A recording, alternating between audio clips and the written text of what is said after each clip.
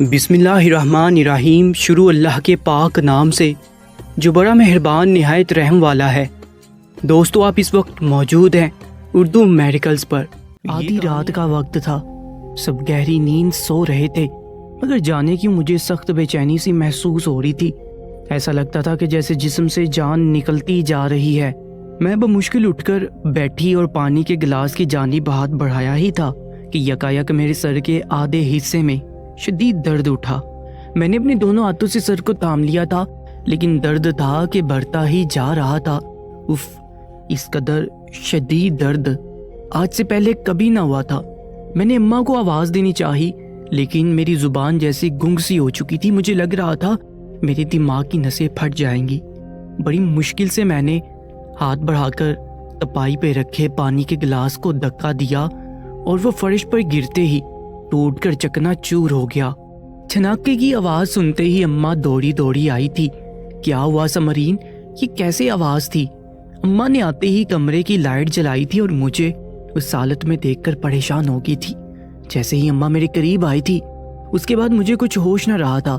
جب مجھے ہوش آیا تو میں ایک ہاسپٹل کے بیڈ پر لیٹی ہوئی تھی اور میرے ہاتھ کی پشت پر چبھن محسوس ہو رہی تھی۔ بمشکل میں نے ہاتھ کی جانب دیکھا تھا، وہاں ڈرپ لگی ہوئی تھی جس کی وجہ سے میرا ہاتھ سوج گیا تھا۔ میرا گلا سوکھ چکا تھا۔ جانے کیسے میں نے لب ہلائے تاکہ اماں کو بلا سکوں۔ میری آواز پہ اماں نے چونک کر مجھے دیکھا تھا اور اب بہت خوش نظر آ رہی تھی۔ کیسی ہے میری بچی؟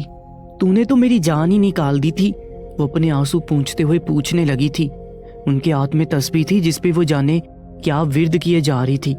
میں نے کچھ بولنا چاہا تھا مگر زبان ساتھ نہیں دے رہی تھی۔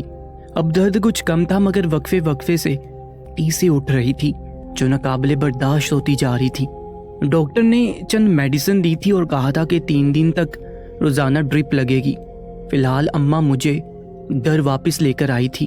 گھر آ کر مجھے کچھ سکون ملا تھا اور دواؤں کے نشے میں دن بھر میں سوتی رہی تھی، لیکن اب یہ روز کا معمول بنتا جا رہا تھا۔ میں چند دن ٹھیک رہتی تو پھر کسی دن وہی درد شروع ہو جایا کرتا تھا۔ اماں بیچاری مجھے اس حال میں دیکھ کر سخت پریشان ہو چکی تھی۔ چند دن میں ہی میں سوکھ کے کانٹا ہو گئی تھی، میرا چہرہ پیلا پڑنے لگا تھا۔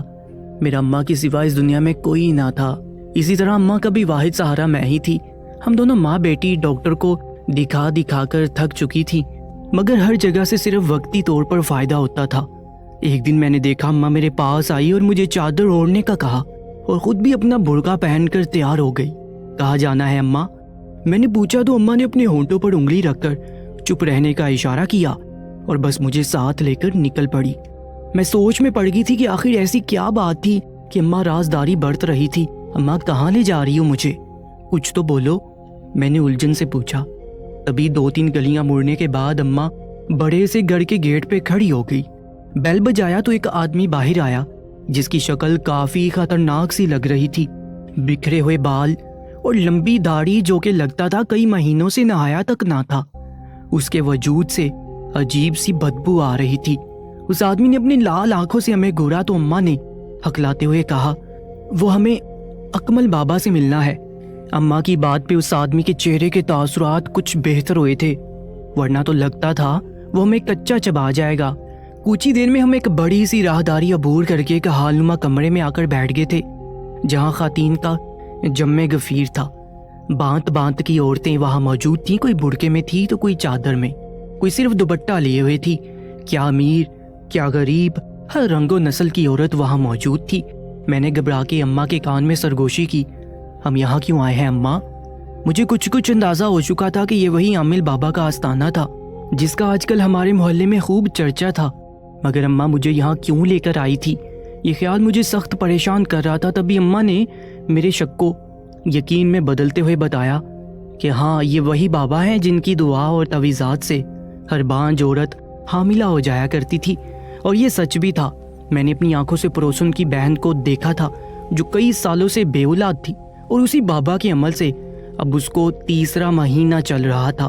وہ بیچاری تو کب سے مایوس ہو چکی تھی، مگر اب اللہ نے امید کی کرن دکھائی تھی تو وہ خوشی سے نہال تھی۔ مگر اماں، یہاں تو صرف اولاد کے لیے آیا جاتا ہے، تو مجھے یہاں کیسے لے آئی؟ میں نے سخت رازداری سے اماں کو کہا تو اماں نے مجھے چپ رہنے کا کہا۔ اگلی جس کی دعا سے بانجھ عورت حاملہ ہو سکتی ہے، بھلا وہ تیرا سر درد ٹھیک نہیں کر سکتا؟ مجھے پتہ چل گیا ہے تجھے نظر لگی ہے، اور بابا جی دم کریں گے تو پھر سے بھلی چنگی ہو جائے گی۔ مگر مجھے سخت الجھن ہونے لگی تھی۔ یہاں کا ماحول بہت عجیب تھا۔ اس کمرے میں داخل ہوتے ہی مجھے کچھ عجیب سا احساس ہوا تھا جسے میں کوئی نام نہیں دے پا رہی تھی۔ کافی دیر بعد ہماری باری آئی تھی۔ اماں نے میرا ہاتھ تھاما اور مجھے تقریباً کھینچتے ہوئے ایک اور کمرے میں لے آئی، جہاں جانے کا اس آدمی نے کہا تھا جو کب سے دروازے کے آگے کھڑا تھا۔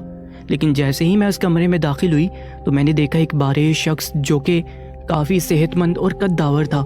اس نے ہمیں ایک طرف بیٹھنے کا اشارہ کیا۔ اماں نے کچھ کہنا چاہا مگر اس نے ہاتھ کے اشارے سے روک دیا۔ خاموش ہو جا مائی، اس لڑکی کے سر پہ آسیب ناچ رہا ہے۔ کیا؟ ہم دونوں کی منہ سے تقریباً چیخ نکلی تھی۔ تبھی اس عامل نے ہمیں پھر سے خاموش رہنے کا کہا اور ایک پانی کا گلاس میری جانب بڑھایا اور اسے ایک ہی گھونٹ میں ختم کرنے کو کہا۔ میں نے ڈرتے ہوئے اماں کی جانب دیکھا۔ آسیب کا سن کر میں سخت خوفزدہ ہو گئی تھی۔ میں نے وہ پانی ایک ہی گھونٹ میں پی لیا، مگر اس کا ذائقہ عجیب کسیلا سا تھا اور تھوڑی سی بدبو بھی آ رہی تھی۔ ایسا لگتا تھا جیسے اس میں کوئی تیل ملایا گیا ہو۔ مجھے اپنے منہ میں چکناہٹ محسوس ہونے لگی تھی۔ تو گھبرا مت مائی، یہ بالکل ٹھیک ہو جائے گی، بس آج رات اسے اس دائرے کے اندر رہنا ہوگا۔ یکا وہ عامل اٹھا اور اس نے میرے ارد گرد ایک دائرہ بنا دیا۔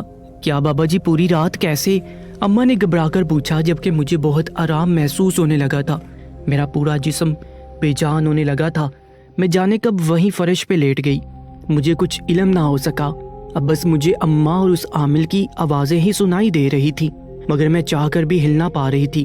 عامل بابا نے اماں کو سختی سے ڈانٹا، اگر تجھے بھروسہ نہیں تھا تو اسے یہاں لائی ہی کیوں تھی؟ بابا سخت طیش میں آ گیا تھا۔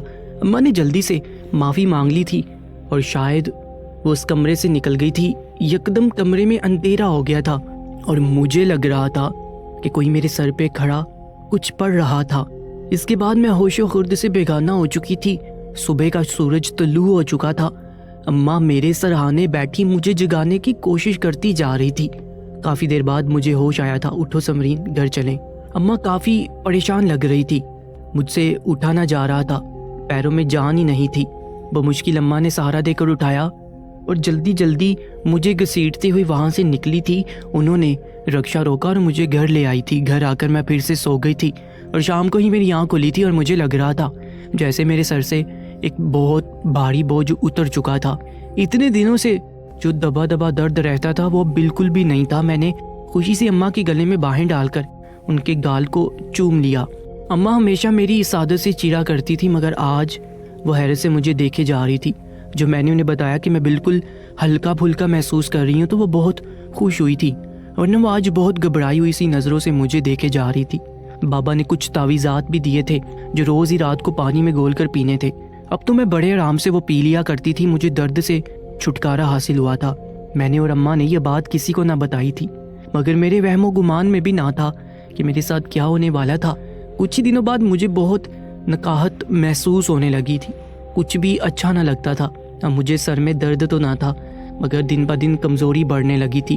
معدے میں ہر وقت عجیب سا درد رہنے لگا تھا اور اسی وجہ سے میں کچھ کھا بھی نہیں سکتی تھی۔ اماں کو میں زیادہ نہیں بتایا کرتی تھی کیونکہ وہ پریشان ہو جایا کرتی تھی، اس لیے میں نے سوچا سب خود ہی ٹھیک ہو جائے گا، مگر یہ میری بھول تھی۔ ایک دن میری خالہ ہم سے ملنے آئی تو مجھے دیکھ کر بولی، ہائے سمرین، تو اتنی موٹی کیسے ہوگی؟ ان کی بات پہ میں نے حیرت سے اپنے سراپے کو دیکھا تو وہ ہنس کے بولی، آج کل کی بچیاں جانے کیا علم گلم کھا لیتی ہیں، دیکھو کیسے پیٹ باہر کو نکل آیا ہے۔ اس دن بات آئی گئی ہوگی، مگر کچھ دنوں سے مجھے محسوس ہو رہا تھا کہ آتے جاتے اماں میرے وجود کو بہت غور سے دیکھنے لگی تھی۔ میں بھی کچھ پریشان سی ہو گئی تھی کہ میرا پیٹ دن بہ دن بڑھتا جا رہا تھا، جبکہ میں تو ڈھنگ سے کھانا بھی نہیں کھا پاتی تھی، کمزوری بھی بڑھتی جا رہی تھی۔ ایک دن اماں میرے کمرے میں آ گئی، سمرین سچ سچ بتا، تو نے کچھ غلط تو نہیں کر دیا؟ اماں کا سوال تھا کہ ذہن میں بجھا نشتا۔ میں تو جیسے سن سی رہ گئی تھی۔ ان کا اشارہ میرے پیٹ کی طرف تھا اور ان کا لہجہ مجھے سب سمجھا رہا تھا۔ اماں یہ تو کیا کہہ رہی ہے؟ میں اچانک رونے لگی تھی۔ میرے ساتھ اماں نے بھی اپنا سر پیٹ لیا۔ آج میں نے انہیں اپنی ساری کیفیت بتا دی تھی جو میں 3 ماہ سے محسوس کر رہی تھی۔ اب تو اماں رونے لگی تھی۔ ہائے ہائے، یہ کیا ہو گیا؟ اماں کی باتیں سنتے ہی میں بھی پھوٹ پھوٹ کر رو پڑی تھی۔ اماں نے بتایا کہ یہ ساری کیفیت تو حمل والی عورتوں کے ساتھ ہوتی ہیں، اب تو مجھ سے ہلا بھی نہ جا رہا تھا۔ میں سکتے میں آ گئی تھی۔ اماں سب سمجھ چکی تھی۔ انہوں نے مجھے پکڑ کر پوچھا، اس رات کیا ہوا تھا تیرے ساتھ؟ لیکن مجھے تو کچھ بھی یاد نہ تھا۔ اس رات میں بے ہوش ہو گئی تھی۔ اماں مجھے کچھ بھی یاد نہیں۔ میں نے سسکتے ہوئے بتایا، اب تو میری دنیا ہی اجڑ چکی تھی۔ ایک تمہاری لڑکی کو اگر یہ معلوم ہو جائے کہ وہ حمل سے ہے تو اس پہ کیا بیتے گی، یہ آج مجھے معلوم ہوا تھا۔ میں نے اماں سے کہا کہ وہ مجھے کہیں سے زہر لا دے، مجھے یہ زندگی منظور نہیں۔ میری بات سن کر اماں تو جیسے ٹوٹ سی گئی تھی۔ میری ماں کو اس عمر میں یہ سب دیکھنا پڑے گا، اس سے اچھا تھا میں مر جاتی۔ ساری رات ہم ماں بیٹی روتی رہی تھی۔ کوئی ہمارا پرسان حال نہ تھا اور نہ ہم کسی کو بتا سکتے تھے سوائے اپنے رب کے۔ ہم اس جعلی پیر کا بھی کچھ نہیں بگاڑ سکتے تھے۔ ہم جیتے جی مر چکی تھی، اب اس زندگی کا کیا فائدہ؟ مگر اماں نے ہمت نہ ہاری۔ صبح ہوتے ہی وہ بولی، دیکھ بیٹا، اب بھی وقت ہے، ہم اس بچے کو گرا دیں گے، کسی کو کانوں کان خبر نہیں ہوگی اور ہماری عزت بھی بچ جائے گی۔ مگر مجھے بہت خوف آئے جا رہا تھا۔ اماں نے جیسے تیسے مجھے ناشتہ بنا کر دیا جو مجھ سے کھایا ہی نہ گیا، مگر اماں اپنے آنسوں پر ضبط کیے مجھے زبردستی چندنی والے کھلانے میں کامیاب ہوگی اور کچھ ہی دیر میں ہم اپنے گھر سے بہت دور ایک انجان علاقے میں آگے تھے۔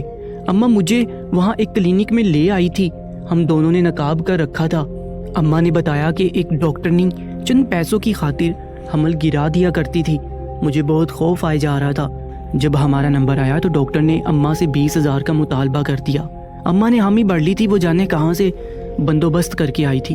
ڈاکٹر نے پہلے میرا الٹرا ساؤنڈ کیا اور کچھ ہی دیر میں اس نے جو کچھ بتایا وہ ہوش اڑانے کو کافی تھا۔ ہم دونوں نے ایک دوسرے کی جانب دیکھا اور نہ سمجھنے والے انداز میں ڈاکٹر کی جانب دیکھا۔ ڈاکٹر نے بتایا کہ میرے پیٹ میں کوئی بچہ نہیں ہے اور ہو بھی کیسے سکتا تھا جبکہ میں باقرہ تھی۔ لیکن ہمارے دل و دماغ میں جو سوالات جنم لے رہے تھے اس کا جواب بھی ڈاکٹر نے بتایا۔ اس نے بتایا کہ میرے پیٹ میں ایک رسولی ہوگی تھی جو کہ دن بدن بڑھتی جا رہی تھی۔ اس نے کہا کہ اس کا آپریشن ہوگا یا پھر ہو سکتا ہے ادویات سے خود ہی ٹھیک ہو جائے۔ ہم دونوں نے خدا کا شکر ادا کیا کہ ایسا ویسا کچھ نہیں تھا، ورنہ میں تو اپنی جان دینے والی تھی۔ مگر گھر پہنچ کے جو خبر ہمیں ملی تھی اسے سن کر تو میرے پیروں تلے زمین نکل گئی تھی۔ پڑوس میں سے زور زور سے رونے کی آوازیں آئی جا رہی تھی۔ میں اور اماں گھبرا کر ان کے گھر پہنچے تو وہاں جیسے صفے ماتم بچھا ہوا تھا۔ زویا بابی نے بتایا کہ ان کی بہن نے کل الٹرا ساؤنڈ کروایا تاکہ معلوم ہو سکے کہ لڑکا ہے یا لڑکی۔ تو ڈاکٹر نے بتایا کہ اس کے پیٹ میں کوئی بچہ نہیں، ایک رسولی تھی جو بڑھتی جا رہی تھی۔ یہ خبر سن کر میں سب سمجھ چکی تھی۔ انہوں نے بتایا کہ پیر نے کہا تھا کہ ڈاکٹر کو ہرگز نہیں دکھانا ہے جب تک وہ اجازت نہ دے، مگر بہن کے شوہر نے زبردستی الٹرا ساؤنڈ کروایا تھا۔ پیر نے ان سے بھاری رقم لی تھی، تبھی انہوں نے پولیس کو اطلاع کر دی تھی۔ کچھ ہی دیر میں پولیس آ گئی تھی اور اس جعلی پیر کو گرفتار کر لیا تھا۔ تحقیقات کے بعد معلوم پڑا تھا کہ وہ عامل پانی میں کوئی ایسی چیز ملاتا تھا جس سے عورت کی اندرونی کیفیت تبدیل ہونے لگتی تھی، کیونکہ وہ ہارمون کی دوائی میں ایک اور جڑی بوٹی ملا دیا کرتا تھا جس سے عورت کو محسوس ہوتا تھا کہ وہ ماں بننے والی ہے، اور روز ہی وہ دوائی کھانے سے جو کہ تویز میں ملی ہوتی تھی اس عورت کا پیٹ بڑھنے لگتا تھا۔ یہ جعلی پیر ہر 6 ماہ بعد دوسری جگہ پہ دوسرے نام سے اپنا آستانہ کھول لیا کرتا تھا، اور یہ کام وہ پچھلے 5 سالوں سے کیے جا رہا تھا، مگر اس بار وہ پکڑا گیا تھا۔ اب میرا علاج جاری تھا اور میں صحت مند ہو رہی تھی، مگر میں سمجھ چکی تھی کہ یہ جعلی پیر صرف اور صرف ہمارے خوف کا فائدے اٹھاتے ہیں۔ میری سب سے گزارش ہے کہ خدارا کسی پیر فقیر کی باتوں میں آنے کی بجائے اپنے رب سے مانگے، وہی دینے والا ہے اور وہ ہر چیز پر قادر ہے، بس مانگنے کی دیر ہے۔ وہ دیتا ہے اور بے شک وہی دے سکتا ہے۔ مزید ایسی ہی سچی کہانیوں کے لیے ہماری YouTube چینل کو سبسکرائب کر لیجیے گا۔